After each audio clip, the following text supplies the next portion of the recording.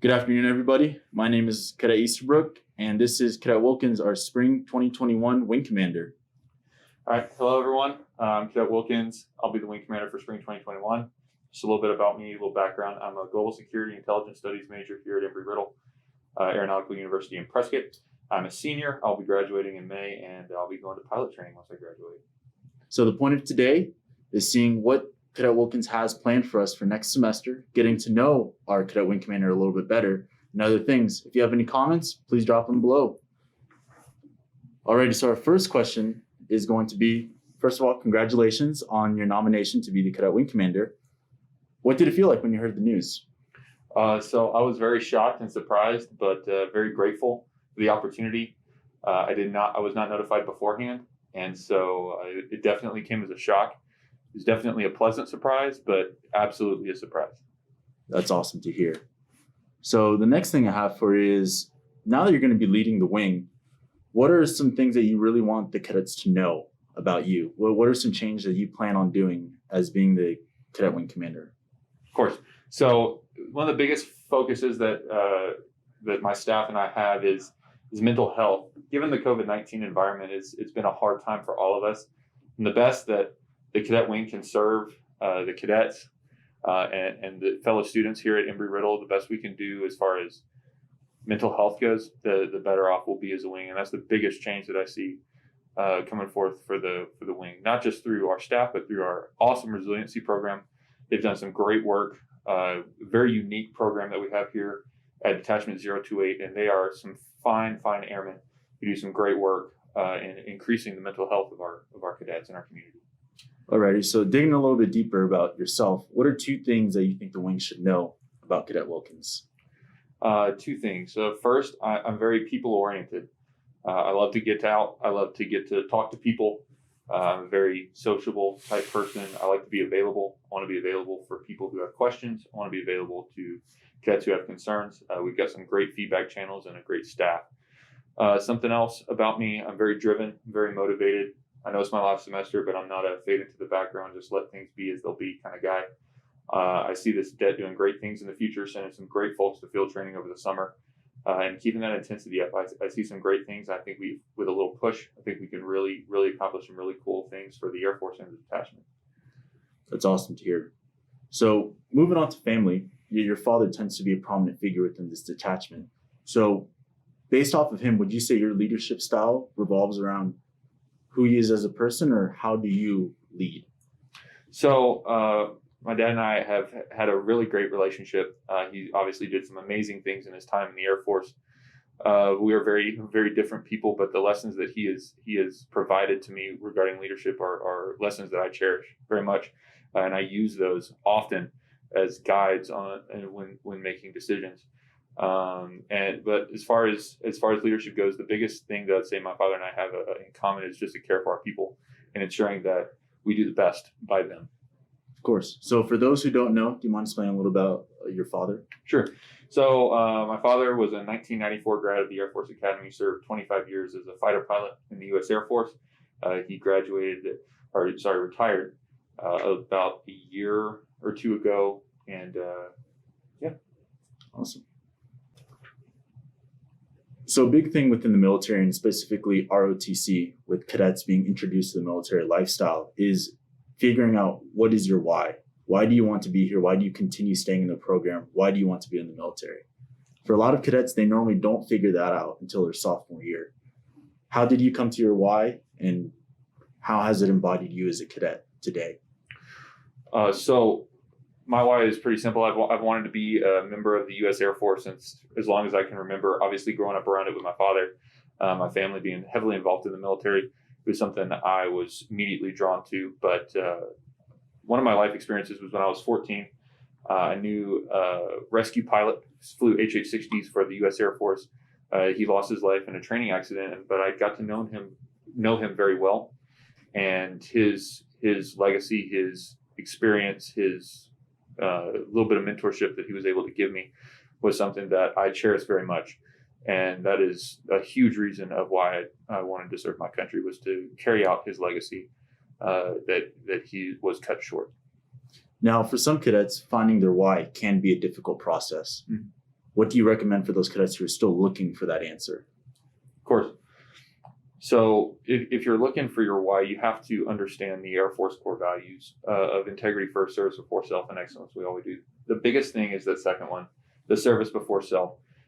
You have to go into it going, I want to serve my country, and I want to find the best place that I can do that. If you don't go in with that, it's going to be very, very difficult for someone to understand why they're here if their first goal is not service. Of course. Awesome. How has the AFROTC program helped you out academically and as a cadet? So academically, I've been able to connect with several of my peers who are taking similar courses. We're able to study together and do things, group projects together and things like that. So it created an environment for me to get to know my fellow cadets better and to increase my academic studies at the same time. With regards to leadership, AFROTC is a great program, specifically here at DED 028. It's very, very people-oriented, which is very nice. It's focused on getting the best out of people, finding out where they can thrive and putting them in positions where they are able to thrive and moving from there. For me, I was put in a position as an AS 250. I came in as a transfer student. I was put in a position where I was forced to learn very quickly and adapt very quickly, and that benefited me in ways that I cannot describe, of forcing me to learn quickly, adapt, and face and defeat the obstacles that AFROTC brings, specifically regarding warrior knowledge, physical fitness, and the other testable areas. With any detachment, there's always going to be pertinent issues. Being the spring 2021 commander, what are your plans on attacking these issues, and what are the solutions for them? Awesome. So obviously, as I mentioned before, the biggest issue is going to be mental health. With that, we have to be transparent with each other. We have to have open communication, open lines of communication, and the opportunity feedback. The wing command structure has been set up this semester to really facilitate that, as we have representatives from every AS class except the AS 100s on staff. And we have a vast variety of different backgrounds, different experiences to provide feedback so that we can avoid groupthink and resolving this issue of mental health as we go through the COVID-19 environment that has become such a major issue for all of us. And the second one is going back to that transparency piece. We do have a lot of groupthink in this detachment, unfortunately, and our biggest way to combat that is with transparent feedback and working with each other to understand that feedback is a positive thing and that it is used to better ourselves as cadets, as leaders, and as future airmen and Space Force professionals, that we are able to give each other feedback and constructive criticism so that we can be the best that we can be for the U.S. Air Force and Space Force. Awesome. So building on the COVID subject, how do you envision our DET working with COVID next semester? So the biggest thing that we can do is follow the guidelines that have been handed down by the Department of Defense, the Center for Disease Control, as well as the local restrictions given by the state and local governments here in Arizona, as well as the restrictions provided by Embry-Riddle Aeronautical University. So as long as we stay within these guidelines, we can keep cases of COVID-19 down within our detachment. We'll be able to stay in person largely for most of our operations. And that face-to-face training environment is something that can't really be replicated in very many other places. And the whole goal is just to keep that opportunity open for our cadets and not be forced to go virtual. Of course. So continuing on that subject, at the beginning of this semester, we had a cadet who came out with a 134-page COVID guideline plan for our DET. Now, some cadets are worried about, is this plan going to continue staying the same? Is it going to change? What are your plans with the guidelines for next semester? So that plan that one of our cadets, Cadet Serrato, spent, the entire summer on, and I know because I was on C staff with her, she did some fantastic work. We plan on implementing largely the vast majority of that plan still next semester. But we have to be aware that the COVID-19 environment is a rapidly changing and continuously evolving one. And so we're going to be forced to change and adapt that plan, given the cards that were dealt per se, to successfully maintain these in-person operations that we're concerned about. Okay, so based off of that, is the resiliency program going to have a greater effect next semester, the same, or a lesser effect? So the resiliency team effectiveness is something that I hope would increase. but their face time with the wing is going to be greatly and dramatically increased as one of the big points that I would like to cover specifically regarding mental health and those issues that arise from the COVID-19 environment. The resiliency team is going to have a massive role in wing operations, specifically working with our cadet wing adjutant, Cadet Third Class Konstantin Rudnikov, to ensure that mental health stays high, that morale stays high, and having those trained professionals on site at most events so that if a cadet does need professional assistance, that they are able to get that. So for our 200s, as many of you know, you guys are going to be going through FTP this semester. What is the word you have for them? So for the 200s, be a sponge, absorb everything you can, take every opportunity. Don't let a volunteer opportunity pass you by. My only regret from being a GMC is that I didn't volunteer more.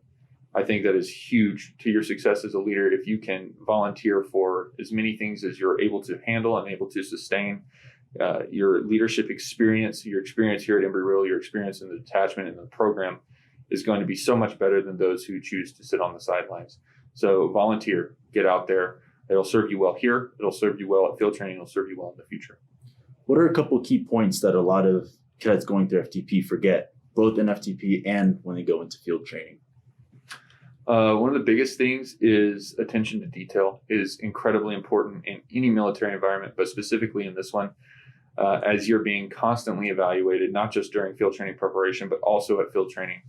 There are, cadet training assistants or flight training officers, cadre.